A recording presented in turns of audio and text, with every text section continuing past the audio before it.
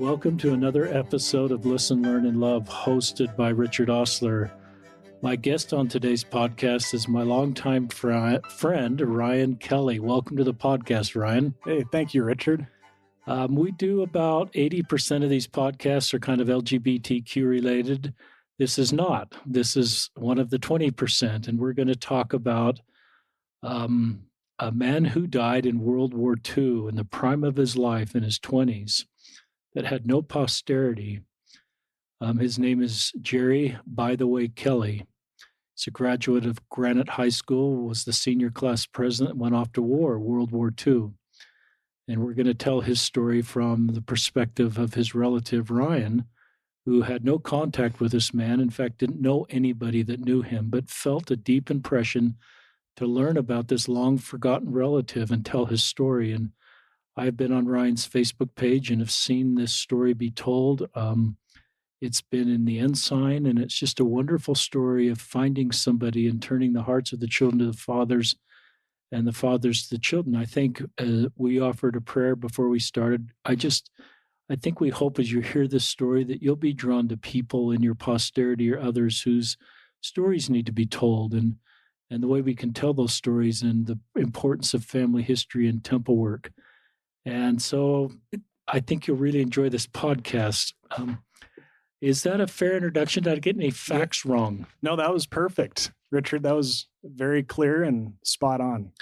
Just about Ryan. Ryan is married. His dear wife, Paige. We went to their wedding reception. They're just a wonderful couple. They have a child. Ryan is in his early 30s. Mid-30s, 36. I got white hair. So. You've got just a touch of gray there. 36 and is a career in financial planning or financial advice. Investment advice. Investment advice, lives here in Salt Lake City. So just start telling us your story. So it was the summer of 2013 that in June of 2013, I had two friends pass away, one in a boating accident and then one friend in an ATV accident. And it happened in the same week in June of 2013. And, both were young. One was a friend from my mission in the Pennsylvania Harrisburg mission, just this wonderful young man who died tragically in an ATV accident. In southern Utah. He was in Pennsylvania, and then there was a boating accident of a friend at Lake Powell. And it was just one of those things where, the combination of those two passings of those two young people in the prime of their life, it just really caused me to reflect on the resurrection and on the plan of salvation. And it was after that time, I just was looking for a lot of solace and, not that I was super close to these two individuals, but close enough that, there was a loss there. And I came across a talk called The Songs They Could Not Sing by Elder Quentin L. Cook that he gave, I think, in 2011. And on my lunch breaks, it was in the summertime. I would like to walk on my lunch breaks, and I would go to the Cottonwood softball complex or the Holidays softball complex over there on 4500 South and about 13th East, and I'd walk, in that park, and I would just spend a half hour and I'd read that talk, and I just read it again and again, multiple lunch walks, and the talk just said so many things that really resonated with me. In the talk, Elder Cook, he talks about this woman who died on the Titanic, a woman named, I think, Irene Corbett. And she was someone who went to London to learn midwife skills. And she died on the Titanic, one of the few women to die on the Titanic. And they say it was because she was helping those who were injured.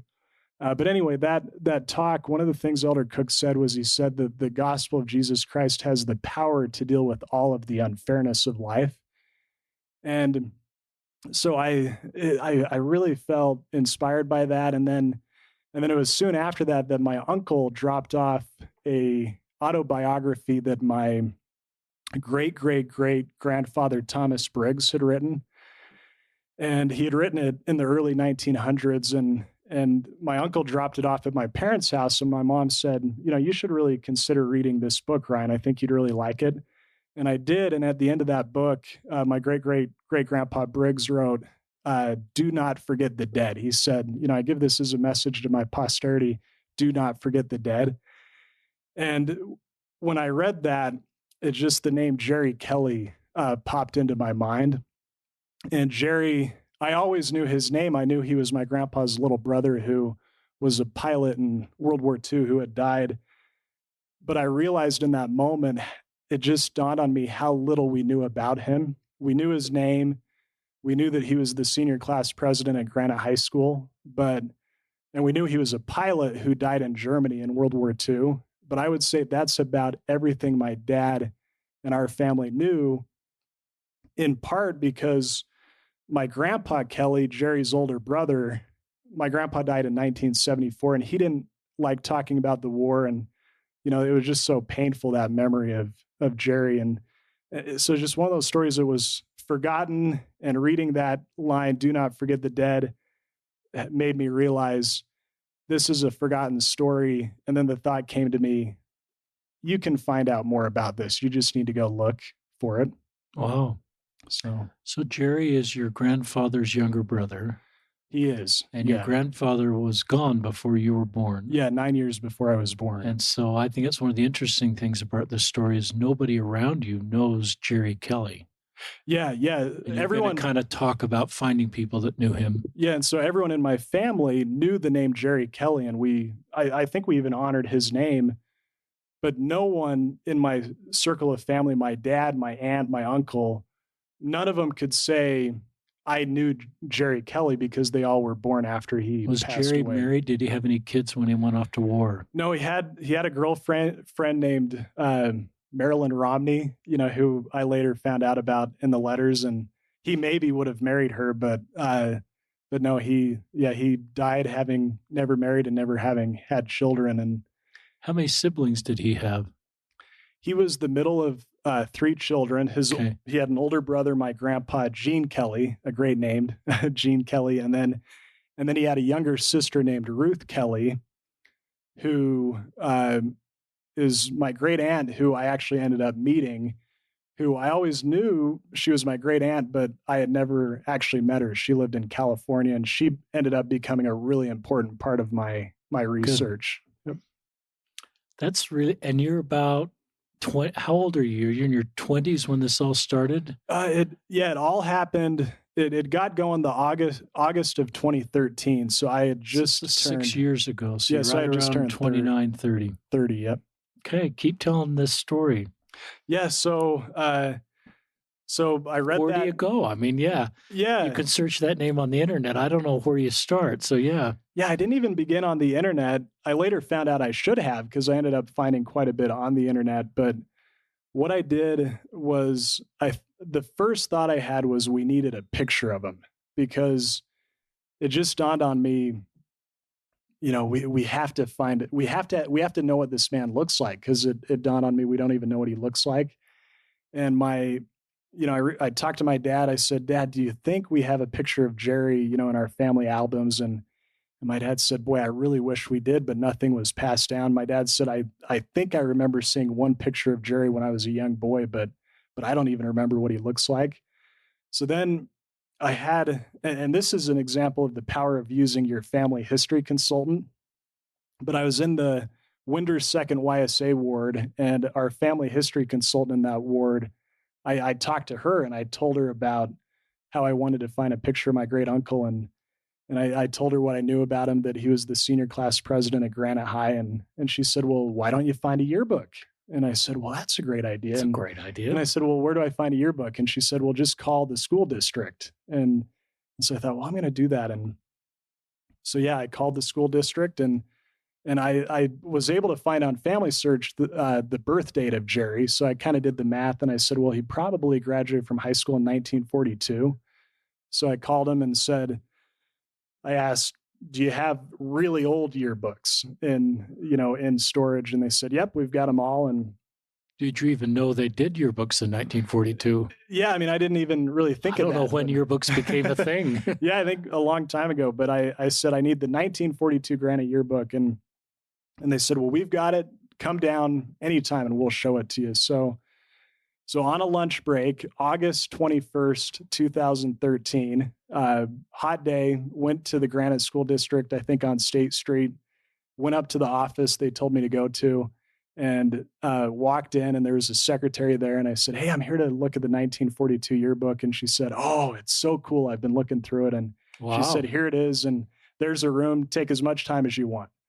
So I'm in the room, and I just start opening this yearbook, and it took me a little while, but I found him on page 96, and there he is, his senior class president photo with him and his class officers, and when I saw his picture, it's hard to describe just how moving it was to actually see what he looked like, and I remember my first thought was that he looked like Joe DiMaggio, and it was as if he was telling me, like, I could feel his spirit in the room. I couldn't see his spirit, but I could feel his spirit. And it was just as if he was saying, "You found me, and there's a lot more that I want to tell you." That's just kind of the feeling I had. That's a pretty tender moment right there. And you showed me before we went live, I wish all our listeners could see this picture of this, I assume, 18-year-old young man with his life ahead of him, senior class president of Granite High School, probably the ward broken out by then. I wish I knew my facts better. Maybe if we interviewed him right there, you maybe can tell us if he knew he was going to go enlist, but with a lot of worry about the future. And I think of our own high school son who just graduated this year, and he had none of that in front of him. He had the same hopes and dreams for a family and a life, and he doesn't have to worry about a war like Jerry did. Yeah, Pearl Harbor broke out, during his senior year. And after it broke out, he actually spearheaded a movement or a campaign to raise war bonds, to sell war bonds to help fund the war. And I found a picture in a newspaper article that I found on newspapers.com, which is a great resource for family history work. And there's a picture of him presenting this $1,200 war bond, which represented the funds that he and his class officers had raised to help fund the war. So I think, when he graduated from high school, that graduation ceremony, I think I actually found in my research a program outlining the talks that were given at that graduation, and the war was the big focus. I think, these senior class members, knew that this war was going to be a really big deal, and that they were going to play an important part in it. So I love your line, "I have more to tell you," I think that Jerry said to you. So I went back to my office, had things to do at work, but how many pictures did you see of him? Just that one, or were there multiple pictures of him in the year? Yeah, I saw the one picture of him and his class officers, senior class officers. And then there was another picture of him, his class photo. And then there was one other picture. So his mom ran a bakery, and this picture was him. I guess he was the president of this like boys baking club, which was kind of interesting. And so there were 3 photos I found in the yearbook. So where do you go next? Yeah. So after that, what happened was, over the next few months, just all of my spare time was spent trying to find more information. It was, I think, your listeners who have really gotten involved in deep family history research, I think they could relate that once you get on a project with family history work, it's kind of an accelerative thing, that the more you learn, the more you want to learn, that it just, the enthusiasm never ends. And so I would just, after I found that picture, it almost increased my confidence that, I can do this again. I can find more information on him. And I thought, well, one of the things I want to find out is who is still alive who knew him, because I had never talked to anyone who personally knew him. And how old would he be if he were alive when you were learning about him? When I was learning about him, he would have been in like 2013. He would have been 89. So that's helpful. So you're looking for people, if they're his age, that are 89. Yeah. And so at that time I had the feeling, the clock is ticking. Like the clock is ticking. Yeah. I thought there are probably people who knew him and remembered him and could tell me about him and offer kind of a firsthand memory of him. But I thought, I gotta get going because there's not much time left. And uh, first person I reached out to was Let me ask a yeah. question. If I had talked to you in 2013, would you have known the end goal? Would you have said, this is what I need to do with Jerry. This is kind of, would you have known right now you kind of know what you've accomplished with Jerry and would you have known that back in 2013? Was it just a feeling, I got to learn about this guy and bring this guy's story to life? Yeah, that's a really good question. At that time, I did not know how this was going to turn out. I didn't know where it was going to lead. I didn't know what I was going to find out. I didn't know what I was going to be told. And so this is very much walking in the Elder Bednar fog type of experience where you can just kind of know the next thing you don't quite know. There's not a light switch experience where you know exactly what you're supposed to do, except that your book confirmed to you this is exactly what you're supposed to do without much of a roadmap on how to do it. Yeah, and what happened was that's exactly right, that I had no idea where it was going to lead, which made it so fun. Cool. Because every time, and I had so many great isolated experiences for the next year. It was really a 1 year. Did you know, you're going to talk about this later, at this time, did you know if his temple work had been done or not? I did, because I went on Family Search. Okay. And one of the first things I found was, because I went to Google after I came home from the Granite School District. After work, I got onto Google and I said, why don't I Google his name, and Google World War II next to his name. Cool. Yeah. And it actually led me to the website, Fold 3, I think is the name of the website. It's connected to Family Search, not run by the church, but I think they have a partnership. And so I signed up for an account on that, and it's specifically family history, but with military documents. And I put in his name and I found a headstone application filled out in 1949 by my great-grandfather requesting a free headstone for Jerry's grave. And that right there told me, wow, Jerry's body was repatriated back to Salt Lake, but it took 5 years for that to happen. Wow. And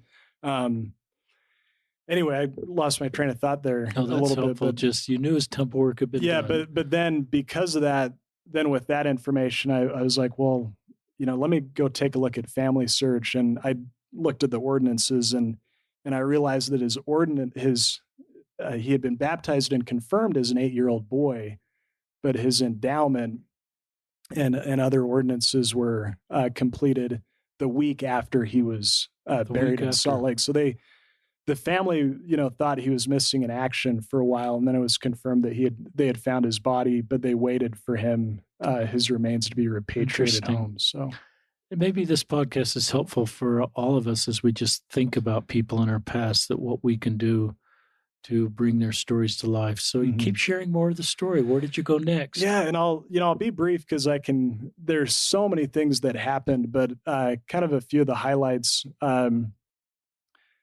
Basically what happened was I could not get him out of my mind from the point I saw his picture in the yearbook.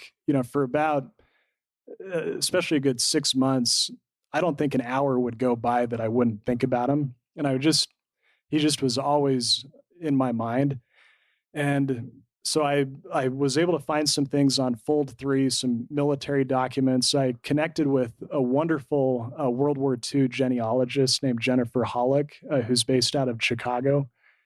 And it was very serendipitous that I was able to connect with her. And she ended up being this sounding board. And she gave me so much good advice along the way that allowed me to find military documents and other things to really, just piece this story together. It was almost like I was trying to put together a puzzle. But in October, so a couple months went by, I was able to find some of his high school friends and talk to them. And that was a really neat experience. And I was able to find his grave in the Salt Lake City. Tell us one of those experiences of a friend, of a high school friend. How do you find a high school friend, and how do you find a phone number, and do you call? And just tell us of an experience down that road. Yeah. So the first person I found who knew my Uncle Jerry was a man named Richard Winder. and he was of the Winder Dairy family.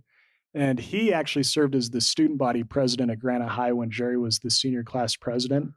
And my dad, just as I was doing this research, he remembered, he said, well, I know Richard Winder was friends with Jerry. And so I thought, well, I'm gonna reach out to Richard Winder. And I actually I did some research on Richard Winder, and I found out he had been the president of the Nauvoo Temple. Wow. And I was like, well, Wayne Peterson in our, family ward, he was the president of the Nauvoo Temple. Maybe Wayne can help me get a hold of Richard. And sure enough, Wayne, who had been my home teaching companion when I was in high school, he was very helpful and helped me get Richard's phone number. And sure enough, he was alive and very sharp. He was 89 at the time. And what I actually did was I wrote him a letter. And then I remember he called me. I put my phone number in the letter, and he called me, and we had a half-hour conversation. And he just, when we started talking, he said, I said, well, tell me what you remember about Jerry. And he said, oh, I remember him so well. And he said he was very thin, very tall. And he said, and very gracious. And I said, well, what do you mean by that? And he said, well, Jerry and I ran against each other for student body president. And he said, and I only beat him by a couple of votes. It was a very close race. And he said, I was stunned at how gracious Jerry was in defeat. For an 18-year-old to lose a race for student body officer, can be painful for a 17, 18-year-old. And he said, he taught me so much that he was so happy for me that I had won. And he said, and I was his number one campaigner when he then ran for senior class president. So anyway, it further brought him to life. It was like, you listen to someone who can share those kind of memories with such vivid detail. And it's as if Jerry's coming more and more alive to me, and I'm learning more about him. And I want to continue to learn about him. And so, time went by, I continued to learn. I found his missing aircrew report, which provided a detailed map showing where his plane had been shot down in Germany. And so I was able to take all this information I learned, and I actually had the feeling I needed to write down what I was learning and write Jerry's story down using my own words in kind of a narrative way. So I wrote a 3-page essay just about what I had learned about Jerry. And my dad read it, and he said, Ryan, you need to reach out to my Aunt Ruth. And I said to my dad, I said, wait, I have a great Aunt Ruth. And he said, yeah, Jerry's sister is alive. And I said, what? Why haven't I reached out to her yet? And he said, well, maybe just, the timing wasn't right. But it just hit me, okay, I need to reach out to her. And my mom said, well, I've got her email address. I haven't emailed her for 5 years, but here's her email address. So way to go, Kathy. Yeah. So I wrote her I wrote Ruth an email. She was 86 years old at the time, and she lived in Santa Cruz, California. And I just said, Ruth, this is your grandnephew, Ryan Kelly. I'm Tom's son. I think we may have met when I was like 6 or 7 years old, but, I've just gotten so wrapped up in research on your older brother, Jerry. And I wrote this essay about him, and I just would love to interview you and talk to you about him. And she wrote right back. And what I learned was just what a clear mind she had, despite being in her late 80s. And she wrote back and she said, Ryan, I am thrilled to hear from you. And I cannot, I just am so anxious to tell you all about Jerry. So from that point, she now became the person who just told me about Jerry. And my dad and I ended up flying out to visit with her. And I've got this box of letters, which she ended up giving me before she passed away, that has every letter that Jerry wrote during the war home to his mom and Ruth's mom. And tell our listeners about this box, and as you open it, what you see, and just bring this box I'm looking at to life for our listeners. This is sacred, Rick. This is sacred in my mind. Yeah. And so when I visited Ruth in California, my dad and I flew into the San Jose airport, and Ruth and her son, Phil, they picked us up from the airport, drove us from San Jose to Santa Cruz. And, I just fell in love with these two people, Ruth and her son, Phil. And And we went into her house and she just talked for 3 hours and told us story after story about Jerry and her family. And then at the end of that visit, she said, now, Ryan, I've got every letter Jerry wrote home from the war to, she said, my mom, your great grandmother, Violet Kelly. Of course, that's who he'd write. Yeah, that's who he would write. And, he was a mama's boy. He loved his mom. And she said, do you want to see the letters? And I just said, I would love to see him. And so she took me into her office and she had all these letters in this box. It's a blue box. And you open up the top, and when you open it up, there's kind of a gold colored lining, kind of a cushioned lining. And it's not a very big box, but you look in and it's just packed full of letters in the original envelopes. And these are all the letters that Jerry sent home in flight training. And then also when he was sent to Europe to fly missions in Europe. And the letters, they total, I think, initially I thought they were 150, but I ended up counting them and they're 227. And they go from January 1943 up until October 13th, 1944, which was 7 days before he died. So that's 18 months, 19 months. Yeah.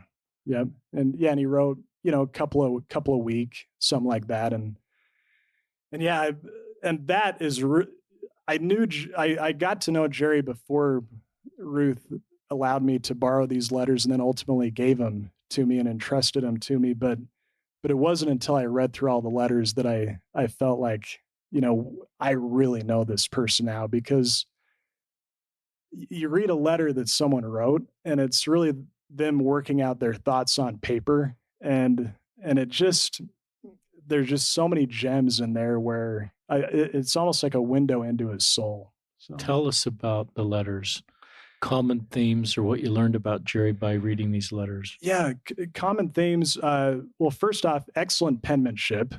So he had very good penmanship. I'm yet to find a misspelling, which that tells me, this was a diligent student, and I learned he had straight A's in high school and just a very disciplined person.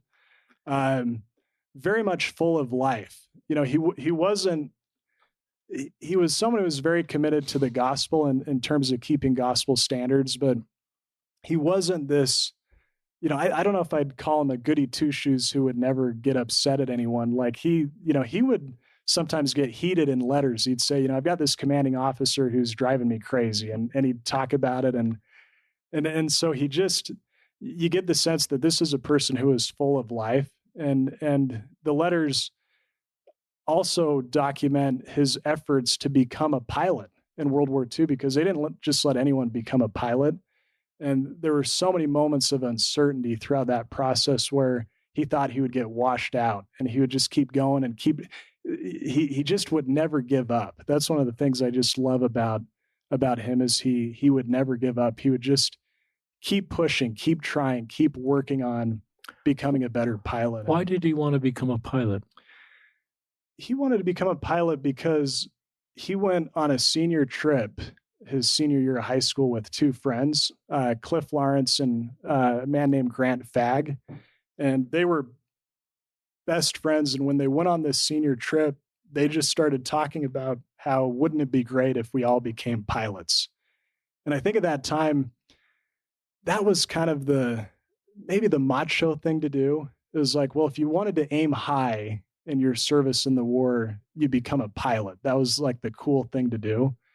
And so I think that's why he ended up wanting to become a pilot. And I think also he kind of liked the idea of being kind of removed from combat, kind of that if you're a pilot, you're flying missions where you don't really see things up close.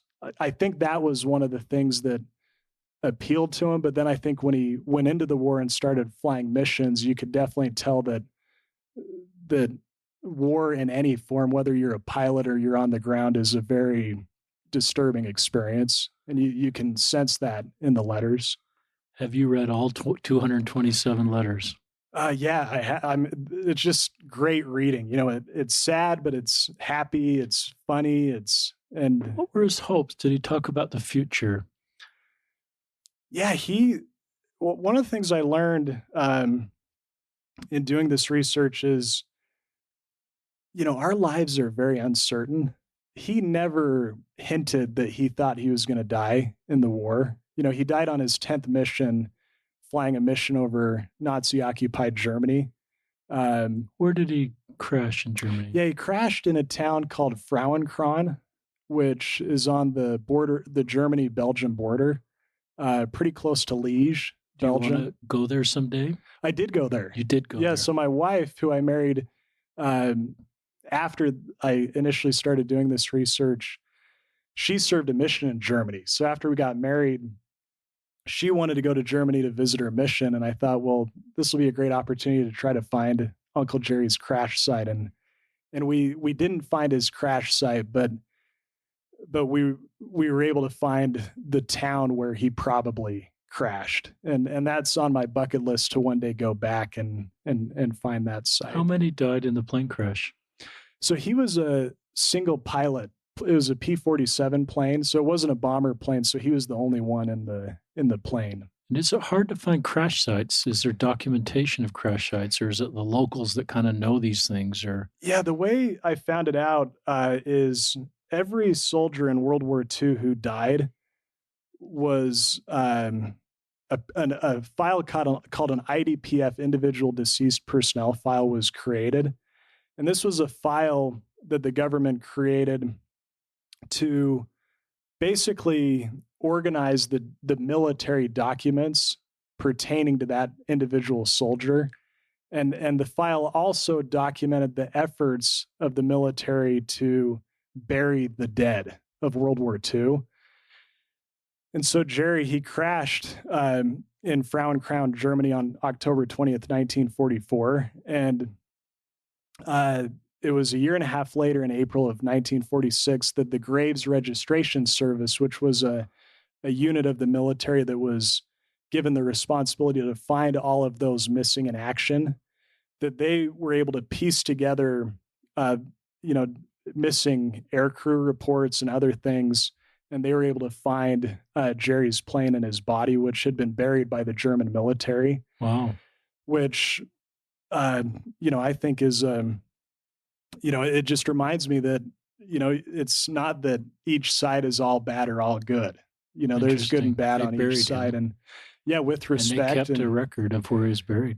Yeah, not the Germans, but the American military, knowing where he got shot down. It was then in 1946 that they went to that town and asked local people if they knew of a plane crash site. And so they were able to find his remains, and they used dental records and other things to confirm that it was his body. And then it was in 1949 that his remains were repatriated and he was buried in the Salt Lake Cemetery.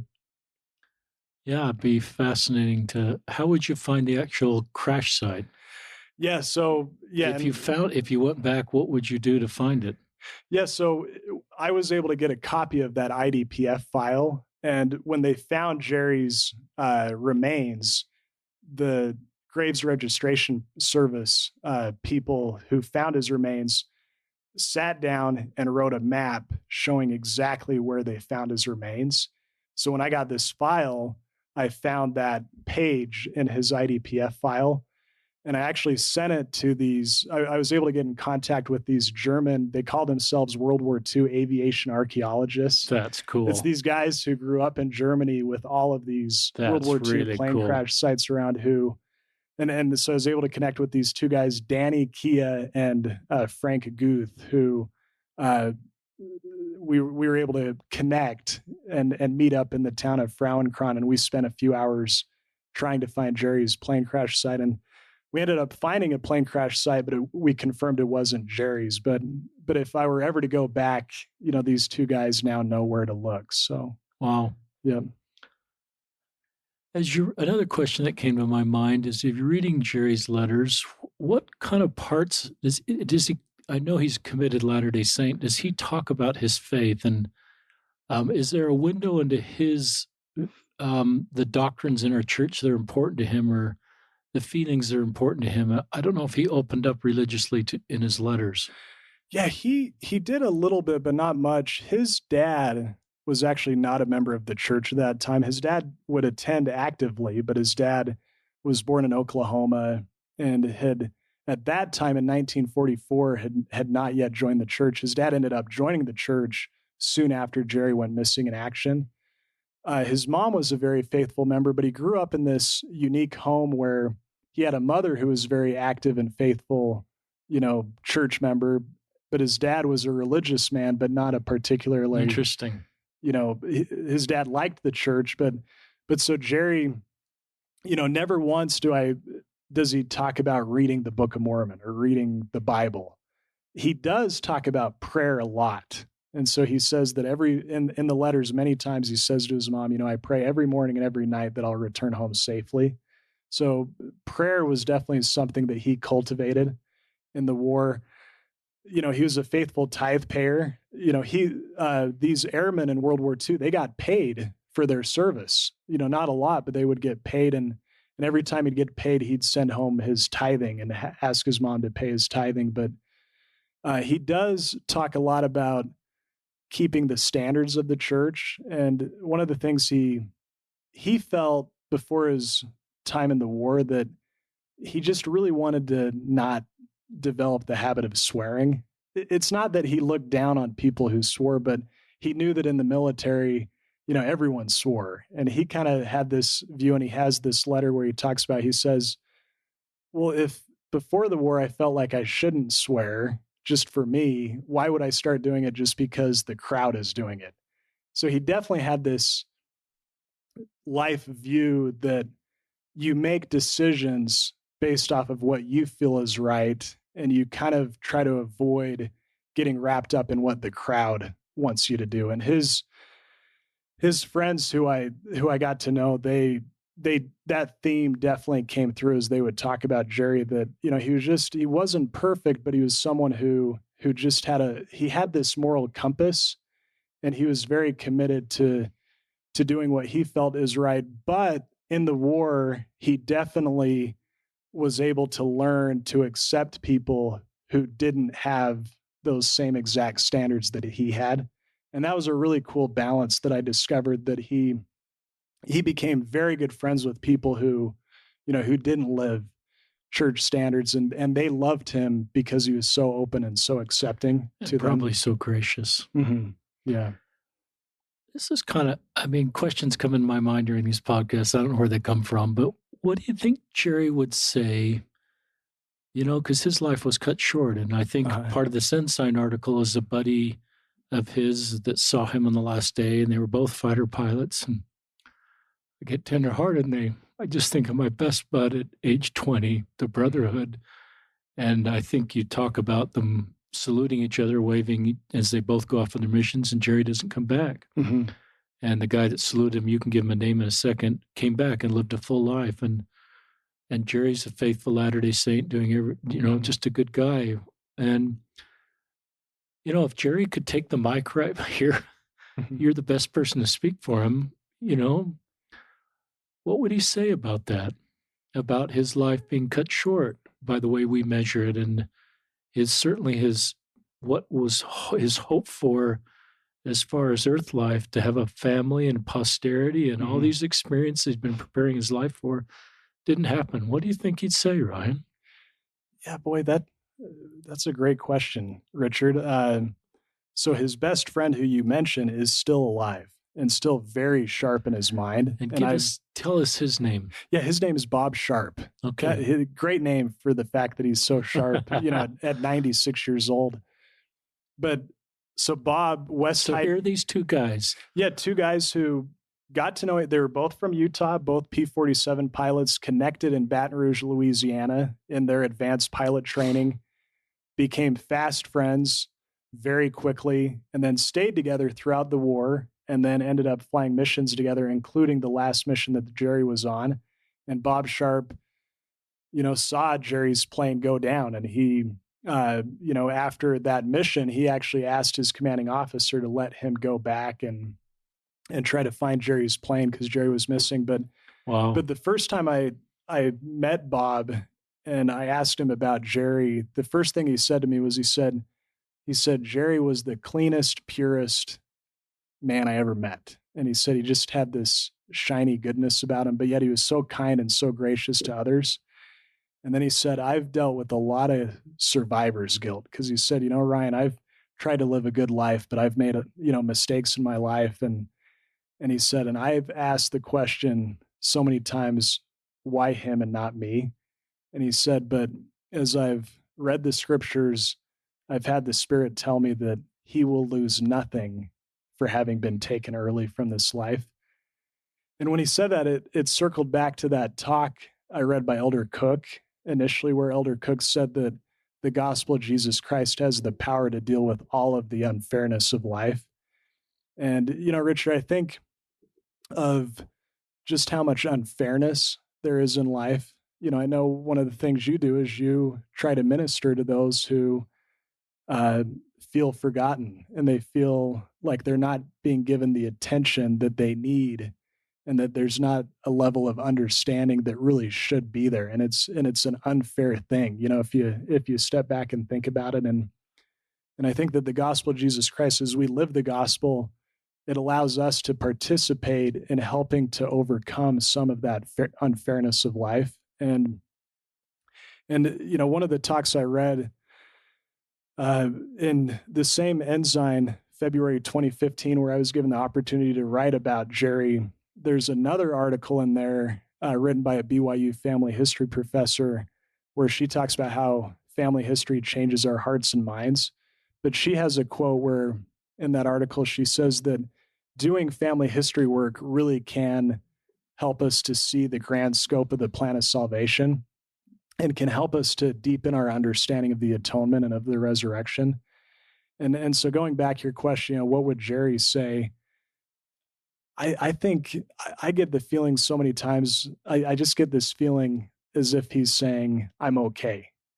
And that there's a greater plan and a greater purpose that I know now that I've, gone on to the other side of the veil. And I've had the thought so many times. One of the things I learned in my research was Jerry, he didn't serve a mission, but right before the war, his bishop came up to him and put his arm around Jerry's shoulder and said, Jerry, before you go to the war, we're going to make you an elder in the Melchizedek priesthood. And when I heard that story from Jerry's friend Cliff, when I was doing a personal history interview, and he told me that story, and he actually told me that story 3 times, I felt like Jerry was telling Cliff, you need to tell Ryan about how I was made an elder before, I went to war. The thought came to my mind, it was that scripture, the faithful elders, when they depart this life, continue the preaching of the gospel. And I just know that Jerry's preaching the gospel, and, and I envision that he's been given the assignment to preach the gospel to, to World War II guys who, with him passed away. And so I just think Jerry would say the gospel of Jesus Christ is beautiful and deals with every unfairness of life. That's a great answer. I think it's a great answer for all of us as we're wrestling with complicated things. And I love this line that Bob Sharp said, he will lose nothing, that you said. And it reminds me of a young man in my YSA ward who had served in the military. And in the course of that, he knew that whatever function he was in Afghanistan, the bad guys, in the course of that, probably some innocent bad guys died. And he was torn up about perhaps women and children that died, not because he did anything wrong, but just in the process of whatever he's engaged in, bombing, I can't remember. And he asked for a blessing. And I thought, I had no mortal explanation to help him get over that. But then as I laid my hands on his head and had the thoughts of those innocent Afghanistan civilians that were gone, the words came to my mind to this young man were, no one's eternal possibilities have changed because of what happened. And it's it's back to your point about the plan of salvation and the power of the plan of salvation and the increased understanding of the plan of salvation with the restoration, and just understanding this. It's a three-act play, and we're in one act of it, but to understand the totality of it, we have to understand the whole thing. And I love that. And I love your impressions that Jerry is ministering to his World War II buddies that are probably German and American. I wonder if those guys that buried him, those German soldiers, if they've passed on, if he's ministering to them. You have no idea. I'm really comfortable with your answer, but it's helpful for all of us. I had one other story, but I forgot it. So go back to tell your narrative. Well, as you talk about that, I want to back up a little bit. When I went to Germany to try to find his plane, it turned out that there were 2 planes, American planes, that crashed outside the town of Frauenkron. And one was Jerry Kelly, and then one was a man named Erwin J. Koss, who was a P-38 pilot from Michigan, who died December 17th, 1944, a couple of months after Jerry. And they crashed a half a mile apart from each other. The map in Jerry's file showing where Jerry was found was actually Erwin's map. And that's why we didn't find Jerry's plane. And they just got switched. When the Graves Registration Service guys wrote the names down of those maps, they just switched the names. And so we found Erwin's site, but these aviation archaeologist guys said, yeah, this isn't Jerry's plane. And I said, well, it's got to be. This is exactly where the map says they found his body. And they said, no, this is a P-38 plane. And they told me why.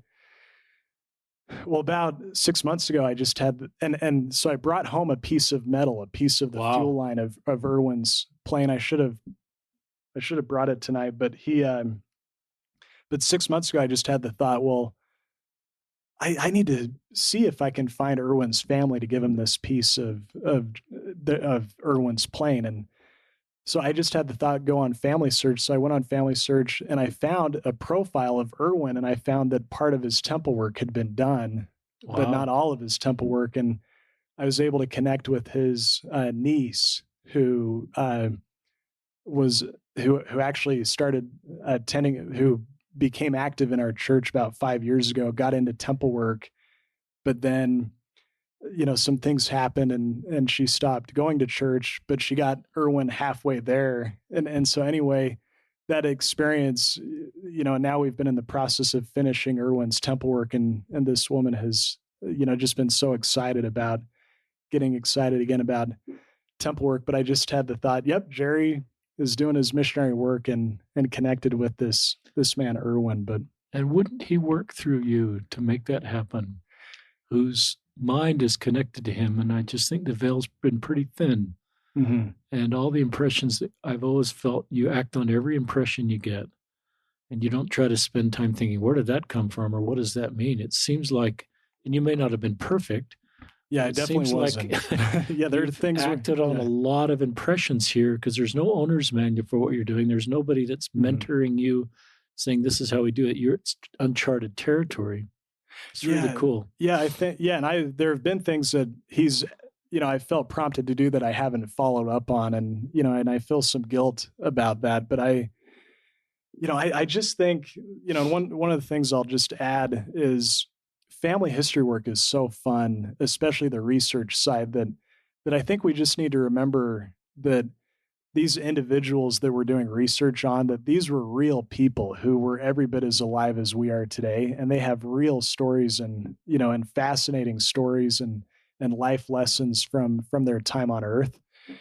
And I think that one of the things I've learned is that if you have an individual in your family tree, especially someone who died young, and you want to learn more about them and you don't know where to begin, it's a great opportunity to exercise faith, to kind of say, you know what, I'm going to find something on this person. I don't know how I'm going to do it, but if I don't have a picture of them, you know what, I'm going to think, and I'm going to go on a detective case, and I'm going to try to find a picture of this person who lived 100 or 120 years ago. And I think that if you do that, a miracle is going to happen. And the reason why is that this person you're researching is still a living spirit. And they're going to help you because I think it's an eternal thing that people love to be asked their story. I think it's why your podcast has meant so much to people, that it means something, Richard, when you reach out to someone and you say, hey, can you come on my podcast and, let me listen, tell me about your story, help me to understand what you've been through and some of the lessons you've learned. Well, I think that's an eternal principle that, these people who have passed on,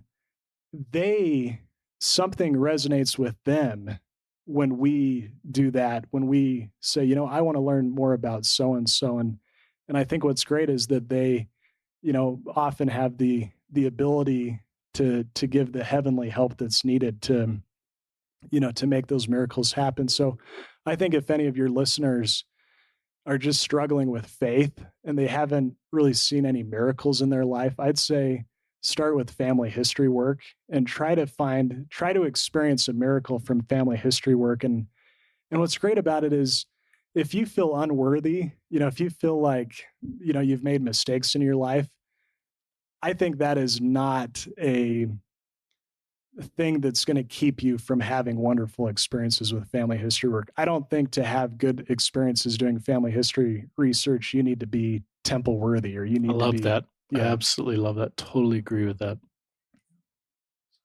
And I love that. A couple thoughts come to my mind, and I want you to tell us about this journal and the experience of finding that journal you showed me. But I remember a family friend, our niece's husband died suddenly, a man by the name of Ryan Runia, and he had young kids. And I remember you posting about him a while ago, and I felt just very sad probably about your that. age, four young kids. Hope I'm getting that right. And I remember going to his funeral, and he'd just been called as an elders quorum president, and the general authority speaking says, I can't help but think he's an elders quorum president. That calling went with him into the next life. And I really have loved that. And when you talk about Jerry, I think that reminds me of the same thing. So I had a couple other thoughts come to mind, but I can only remember one at a time. So, I do remember that same day that I learned that Ryan died. I remember being in the Detroit airport when a missionary from our stake was missing in one of those huge typhoons that hit the Philippines, a kid named Johnson. And I was in the restroom when I got the text that he had been found and he was alive. And that same day I got a text that Ryan had died. And I just think life is really complicated. And you've got Bob Sharp and you've got your, Jerry Kelly, and and the two different lives, but I still come back to he will lose nothing. Yeah. And what he's accomplished on the other side of the veil will become clearer to our mind. And I don't know if Jerry were here, and I don't know if this is a good question to ask. If Jerry were here, and if we could say, Jerry, you've been on the other side of the veil for how many years has 75? He's been on the other side for 75. Jerry, if you'd been given the choice to live or go down in that plane, knowing everything you know now, what would you choose? Be a fascinating question for Jerry to answer. And I don't know what he'd answer, but I wonder if he would answer, I wouldn't choose anything different because I have lost nothing.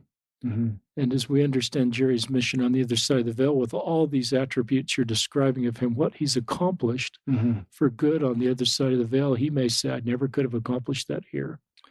Yeah, I think I don't know how. Yeah. And there's so many unknowns. I don't know the answer to that, but what I do know is that, that the gospel deals with unfairness, but it can take time. It takes time. It doesn't happen all at once. And, and one thing I haven't mentioned, Richard, which to me was the most, because when I first started doing this research, I enjoyed it, but it was hard. It was heavy. Right. I think it's kind of like, the work you do. Yeah. That I think you feel, you feel a calling and you feel that it's important, but it can be heavy. And I think often important work that's done is like that. And it was work, this process. I flew to California twice. I, took a lot of time, but but it was heavy. And the thing that was heaviest to me was thinking of his mom, because, she loved him so much, and every letter was written to his mom. And he talked so often about, Mom, don't worry about me. I'm going to be okay. And you can tell, I don't have the letters that she wrote him, but from what he wrote back that she was often so worried about him, and she was just so devastated when he didn't come back. And how many years did she live after he? She lived to 1978, and he died in 44. So that's 30 some odd years. Yeah, 34 years, I think. And I don't know if a parent ever recovers from that. Mom, I don't know if a mom in this life ever heals from that.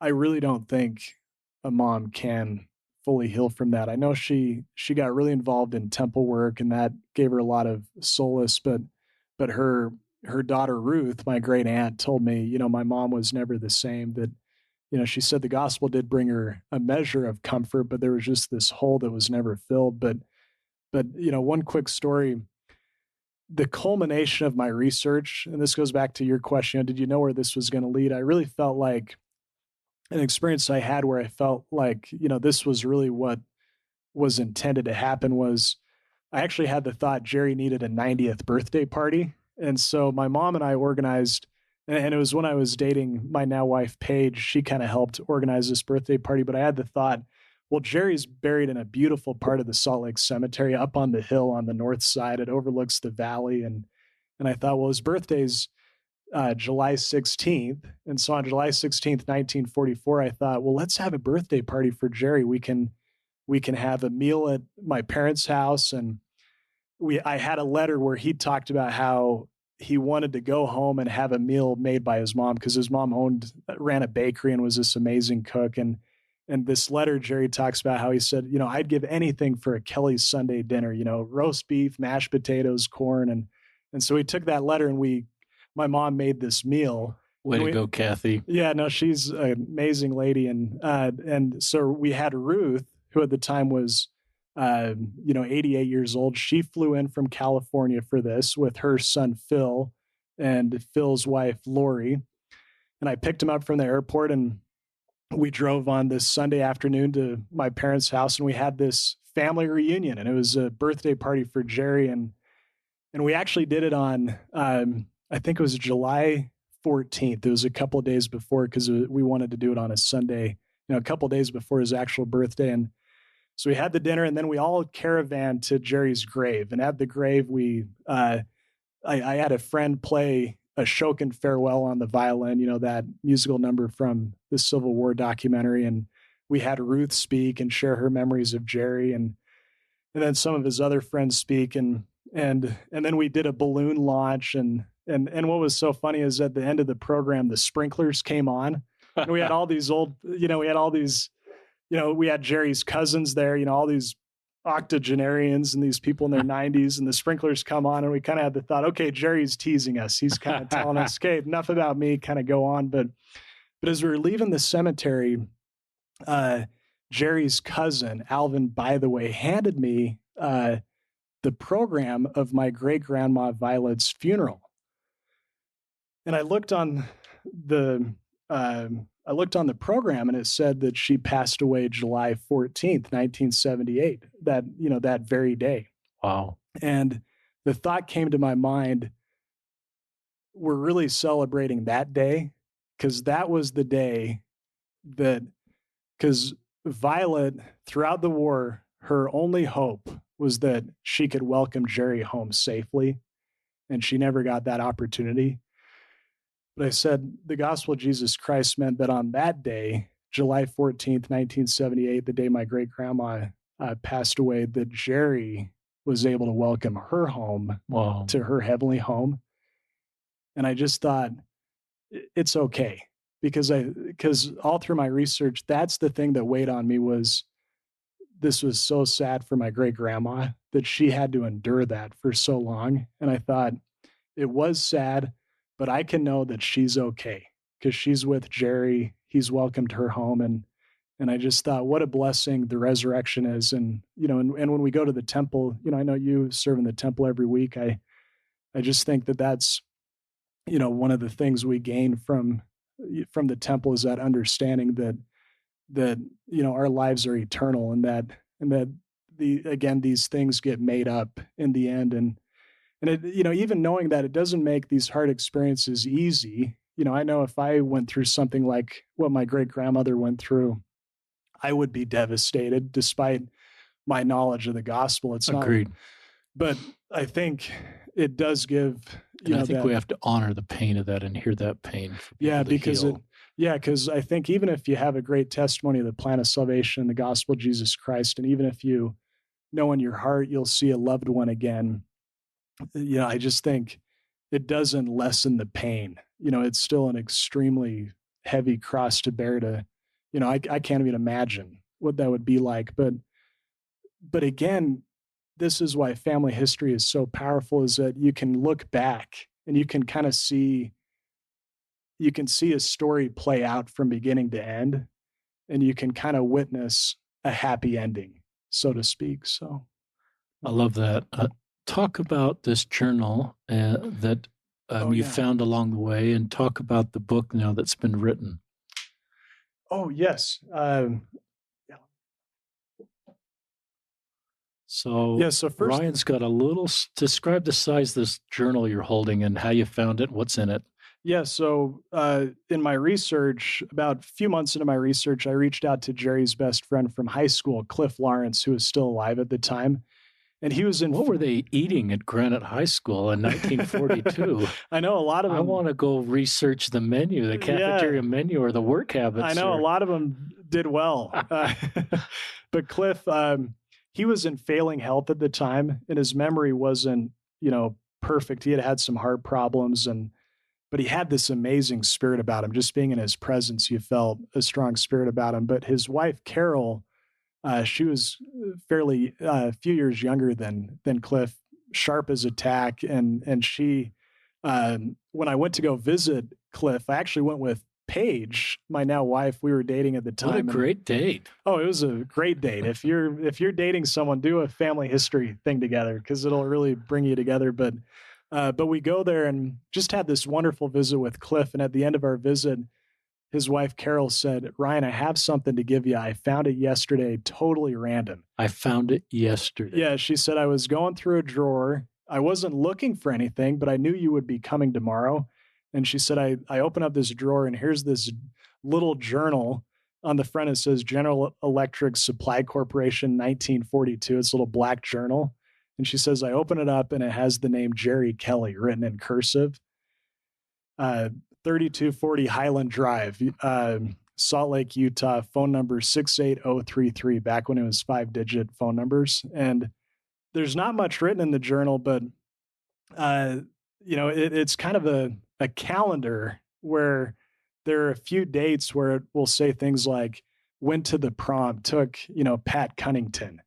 And he just wrote some little things in there. And then he also went on a senior trip with Cliff and with his other friend Grant, and he records every time they filled up gas on the trip, filled their car up with gas, and every time they stayed in lodging. And so there's not much written in it, but it just. How did this journal get into that drawer?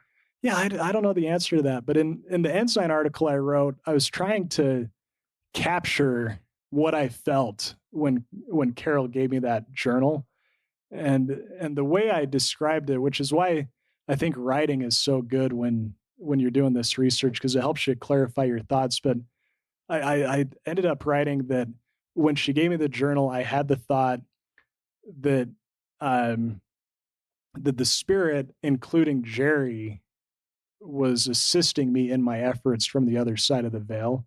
And I don't know how that happens, but whether you call it the spirit of Elijah, I've learned through this process, our church does not have a monopoly on family history work. Some of the best genealogists I know are not, members of our faith. And I once was talking to this friend who's a professional genealogist, and I said, you have things like this happen, and I told her the story of the journal. I said, you have things like this happen in your research. And she said, oh, all the time. And I said, what do you call that? And she said, oh, I call it genealogy serendipity. And I said, oh, I love that. And I think that those are fun moments when when you have genealogy serendipity. I love that. So talk about this book that's now been written about multiple people. Yeah, so many things happened in my research. One of the serendipitous things that happened was, so Jerry, when he was a pilot in World War II, he had these two friends from Utah, and they were fellow pilots who together they served throughout the war in pilot training, and then together they got assigned to the same flight squadron in World War II. And the three of them, they were all Latter-day Saints from Utah, and they called themselves the Three Musketeers. And it was Jerry Kelly, Bob Sharp, Don Evans. Bob Sharp is still alive in California. Don Evans passed away in 1999.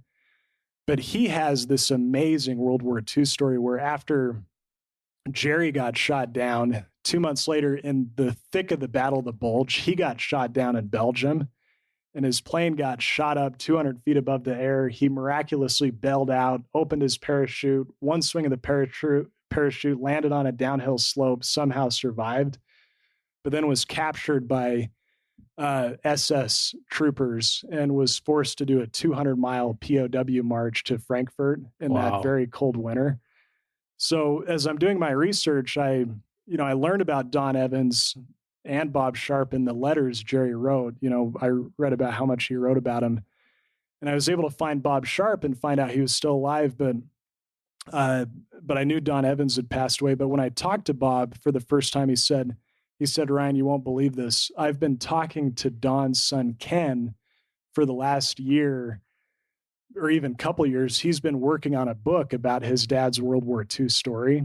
And he said, and just last week, he said, I just wish I had more information on Jerry Kelly. So he said, so your timing is perfect. And so I reached out to Ken, and for the last 5.5 years, we've become very close friends. And I've been kind of a little bit of a research assistant as he's written this book, and Ken poured his heart and soul into this book. And I think it's a fantastic book. He self-published it. He's a first-time author. You can buy it on Amazon, and the name of the book is, it's called Missing, and by Kenneth D. Evans. Yeah, Kenneth D. Evans.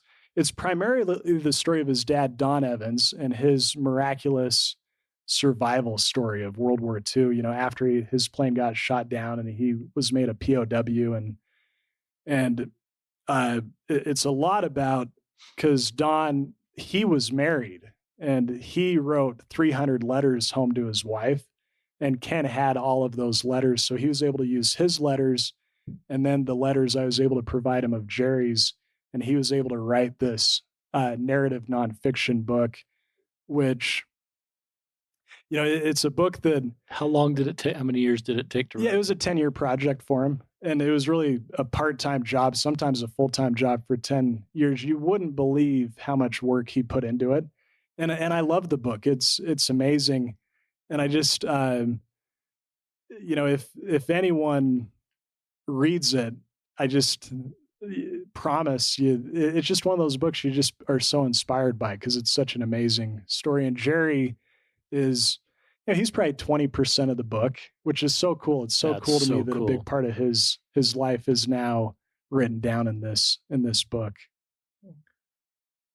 It's a pretty inspiring story. And I think of one of my favorite talks. I do remember that talk about the Titanic and Songs Unsung. It's a talk that's been in my mind too, but not as much as yours. But I love Elder Uchtdorf's impressionistic painting talk, is that all these dots happen. Sometimes it's hard to see the totality until you get further along. And now as you sit here and tell this story, and I realize there's a lot more you could tell with this book in front of you, with these letters, with all the connections you've made, and with the short time clock, with a lot of the people you needed to connect with that are now gone. And what that's meant to so many people, and what vision it's created as you share that story for others to do similar things. Not everybody has, a Jerry Kelly situation, but everybody has people that have gone before them whose stories need to be told. And I also love what you talked about, family history being a way to just grow spiritually, no matter where you are. There's no belief or behavior hurdle that you need to go start doing family history. And so, and to feel the Spirit and to grow spiritually and feel closer with God and feel God's love for you. and God's ability to work through family history is very, very thoughtful. Yeah. Any more? I want to give a big shout out to your parents. I know you have too. They've been great mentors to me in my life, Tom and Kathy, that we've been in the same ward for 20 years. I have to tell one LGBTQ story, even though this hasn't been an LGBTQ podcast, but Ryan asked kind of how I stepped into space. And I remember it's been kind of a long journey, but somewhere along the line, I had a conversation with your father when he was a YSA stake president. And I don't know how the topic even came up, but somebody in his stake, maybe in a leadership position, said, well, they choose to be gay. And your dad said, when did you choose to be straight? And we didn't discuss it. We just kind of went on with our conversation, but that stuck in my mind and helped me as I became a YSA bishop. And then for the first time had stewardship responsibility for a couple of gay men. And it just kind of was part of my programming to be willing to kind of try to really understand. So your dad in a number of areas and your moms have been, there have been great mentors to my wife and I and all of you as you've grown up in the ward. Any other thoughts you'd like to share with our listeners about this story, or just thoughts you'd like to share in closing? Yeah, I think, well, and thank you for sharing that story about my dad. I remember him telling me that, and that was back in, I think, 2005. So it was before, this is 14 years ago. Yeah, this is a long time ago. Yeah, and I remember, that was just something he just articulated that in a clear and effective way. And it's an example that if you can articulate something succinctly and clearly, it can have the power to just open people's perspective about complicated things. So I appreciate you sharing that. But going back to this story, I would just, close with just what an amazing thing history is. That, I love reading history, and often the good history books I read are about famous people, but I think some of the greatest stories of human history are stories of ordinary people who did extraordinary things. And if you don't mind, Richard, the way our podcast got going was I posted a story from this book, Missing, and you commented on my post that you liked the story so much you wanted to have me on the podcast, and so I thought I had to tell this story. So, this is a story told on page 337 of Ken Evans' book Missing, and this is, I think, 10 days after Ken's dad Don had been shot down. And at this time, he's on a march as a POW in sub-zero temperature with a light jacket, just trying to survive. And the Germans are marching these band of POWs, he and several other American POWs, to Frankfurt to get him on a train to send him up to the Stalag Luft 1 POW camp. And he's just trying to survive day by day, and, just the most miserable conditions you could imagine. But he's on day 10, and he was a pilot. And when he'd go into these towns, these German towns on this march, his fellow band of POWs had to protect him because the townspeople would see Don's American pilot flight jacket. And the Germans hated the American pilots because they were the ones dropping bombs on their towns. And Don said, I understand why they hated me, but I had to be careful because there was a risk that these just ordinary townspeople were going to try to kill me. And he said that his hatred for his enemy reached a maximum. And then he said he had this experience. And I'll read from, Ken actually quotes from his dad's personal history now. So these are the actual words of Don Evans. He says, when we arrived in Koblenz, the streets in town were lined with hundreds of German army supply trucks parked next to buildings and housing projects where they couldn't be so easily seen by our planes from the air. While we were marching through, the city came under heavy attack by Allied fighter bombers. Our guards forced us right next to the supply trucks targeted by our planes, likely in the hope they could get rid of us. Luckily, the P-47 skipped over our end of the truck convoy they were strafing after completely destroying the other end. Being on the receiving end of bombs, machine guns, and rockets was a scary experience. It made it easier to understand the hatred the German people had for our planes and pilots. Then something completely unexpected happened to me, something that forever changed my life. As I stood next to a rundown apartment building for protection against the bombing and strafing raid, I stepped back into a little doorway. Suddenly, the door opened. My first impression was that someone was going to shoot me. Instead, a little old German lady, dressed in several layers of old, tattered, and torn clothing to protect her from the cold, held out her hand and put some hard rock candy into my hand.